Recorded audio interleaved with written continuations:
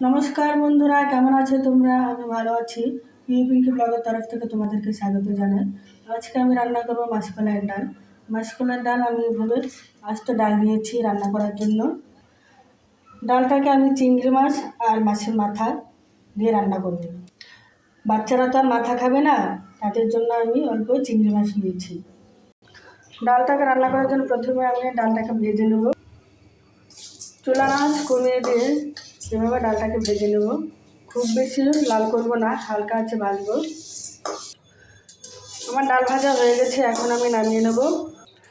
ডালটা ভাজার পর আমি ভালোভাবে ধুয়ে নিয়েছি। ডালটাকে আমি সেদ্ধ করার জন্য জল দিয়ে বসিয়ে দিয়েছি। ডালটা এখন সেদ্ধ হবে।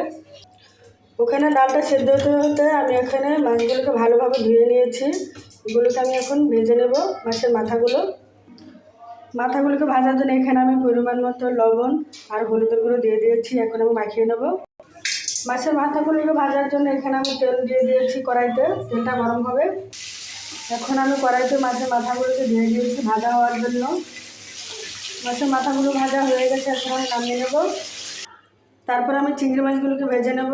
এখানে আমি লবণ হলুদের গুঁড়ো দিয়ে দিয়েছি। তেলে দিয়ে দেবো। এখন আমি লাল লাল করে ভেজে নেব। ভাজা হয়ে গেছে, এখন আমি নামিয়ে নেব। আমার ডাল সেদ্ধ করা হয়ে গেছে। এখানে আমি কাঁচামরিচ আর হলুদের গুঁড়ো দিয়ে আরেকটু ভালোভাবে জাল তুলে নেব। এখানে ডালটা একটু জাল হতে আমি কড়াইতে তেল দিয়ে দিয়েছি। এখন তেজপাতা, তারপর পেঁয়াজগুলো দিয়ে দিয়েছি। এখন পেঁয়াজগুলোকে ভালোভাবে ভেজে নেব। পেঁয়াজগুলো ভাজা হতে হতে এখানে আমি মশলা নিয়ে নিয়েছি।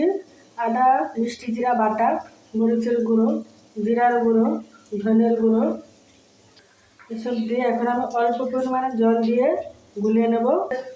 আমার পেঁয়াজগুলো ভাজা হয়ে গেছে, ওখানে আমি মশলাগুলো দিয়ে দেবো।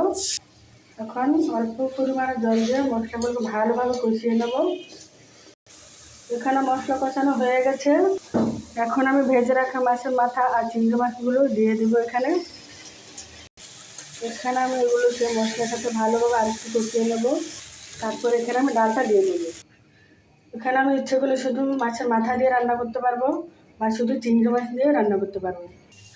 ডালটা ভালোভাবে জাল তুলে নিয়েছি। ডালটা দেখো কত সুন্দর হয়েছে। এখানে আমি আস্ত রেখেছি কিছু, পুরোপুরি প্লেন হয়ে যায়নি, কিছু ভাঙ্গা আর কিছু আস্ত এরকমভাবে থাকবে। আমার ডাল রান্না হয়ে গেছে, আমি নামিয়ে নিয়েছি। কেমন হয়েছে তোমরা জানিও। এটা গরম তো, এই কারণে পাতলা দেখা যায়। যখন ঠান্ডা হবে তখন একদম ঘন হয়ে যাবে। তাহলে তোমরা জানিও কেমন হয়েছে। টাটা।